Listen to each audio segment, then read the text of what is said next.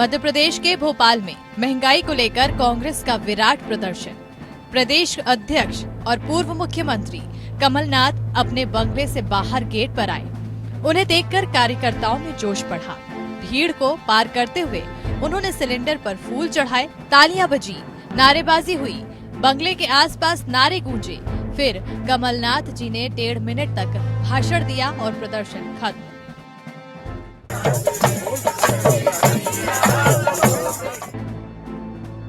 तो कांग्रेस ऐसे भारतीय जनता पार्टी की सरकार का मुकाबला कर रही है। दरअसल कांग्रेस को भरोसा है कि थक हार कर जनता उनके पास आएगी और उन्हें जबरदस्ती सत्ता में बिठाएगी, लिहाजा पसीना बहाने की जरूरत क्या है। कमलनाथ ये भी बता रहे हैं कि असंतुष्ट नेता दरअसल गांधी परिवार को लेकर असंतुष्ट नहीं है।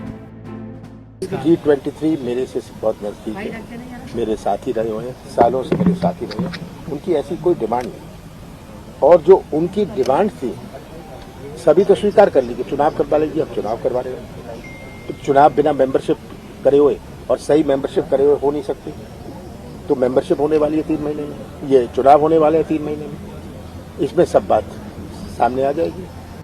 लेकिन वो ये नहीं बता पाते कि कांग्रेस के ये कर्णधार मोदी सरकार की नीतियों का खुलकर विरोध तो दूर की बात, उनके खिलाफ ट्वीट करने की भी जरूरत नहीं समझते।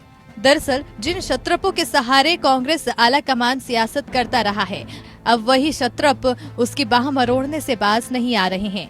राज्यसभा चुनाव में असम के एक विधायक ने अंकों में 1 लिखने के बजाय शब्दों में 1 लिखकर अपना वोट जानबूझकर बर्बाद कर दिया। लिहाजा पूर्वोत्तर की 4 सीटों में से 1 सीट की भी उम्मीद जाती रही।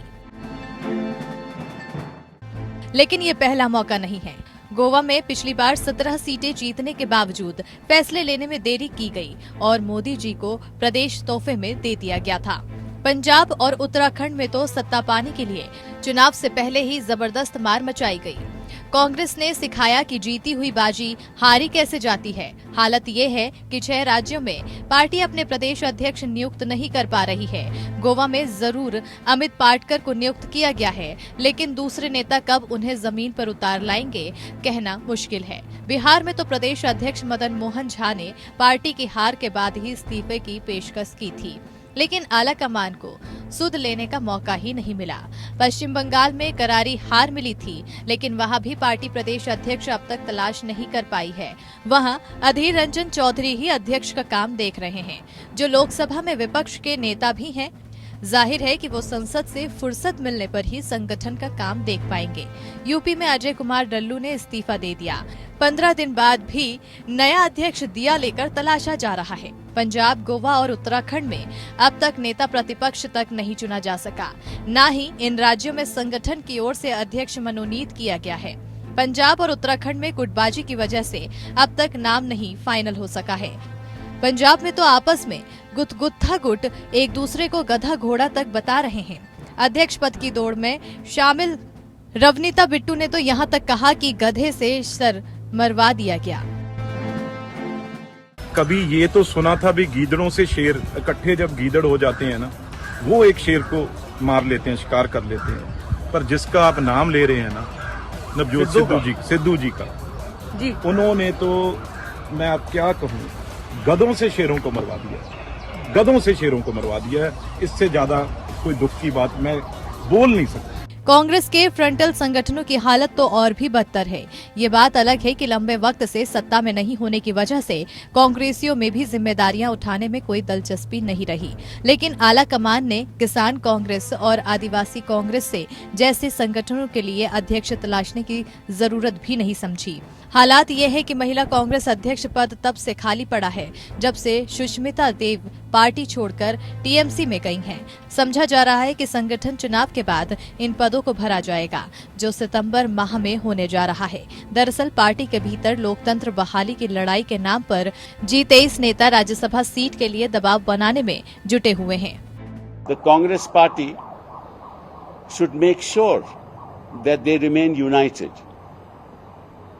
If somebody has an issue, that issue has to be discussed. Consultations must take place from the senior most members of the party. The organizational structure must be strengthened. That is to be done if the organization is in place, if there is a president, if there is an elected CWC, if there is a central election committee. लेकिन कांग्रेस के कमजोर पड़ने से आला कमान इन सफेद हाथियों को पालने और राज्यसभा भेजने की हालत में नहीं है। कांग्रेस की सबसे ताकतवर समिति CWC की बात करें तो बेहद दिलचस्प आंकड़े सामने आए हैं। वर्किंग कमेटी के 21 में से 7 सदस्य तो 75 पार के हैं और ज्यादातर वो लोग हैं जो खुद बमुश्किल एकाध बार ही चुनाव जीत पाए हैं। ना ही संगठन का सिर पैर ही पता है। विचारधारा की बात तो करना ही फिजूल है। मजे की बात तो ये है कि घूम फिरकर हार के लिए मंथन का काम भी आला कमान उन्हीं को देता है, जो खुद हार के लिए जिम्मेदार भी हैं।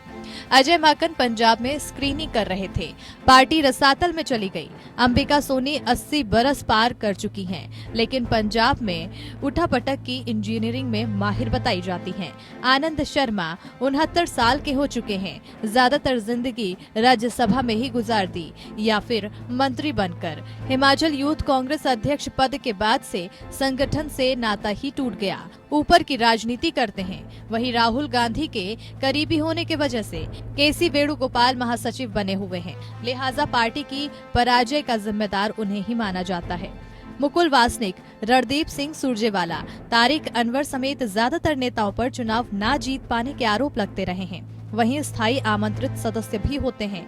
इनमें से ज्यादातर को ना तो संगठन से मतलब है, ना ही विचारधारा से कोई लेन देन। लिहाजा पार्टी को आउटसोर्सिंग की पॉलिटिक्स करनी पड़ रही है। पार्टी को एक बार फिर चुनावी रणनीतिकार प्रशांत किशोर की शरण लेनी पड़ रही है।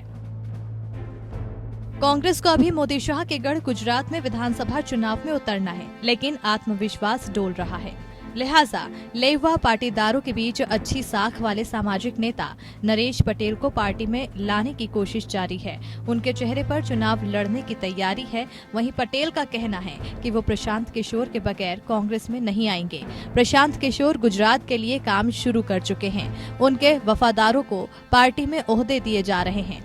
वहीं कांग्रेस में एक खेमा पीके पर भरोसा नहीं कर पा रहा है। वो इसे आला कमान का मोदी शाह के सामने सरेंडर मान रहा है। बहरहाल कांग्रेस सिर्फ उम्मीदों के सहारे कायम है। अंशुमन त्रिपाठी, APN।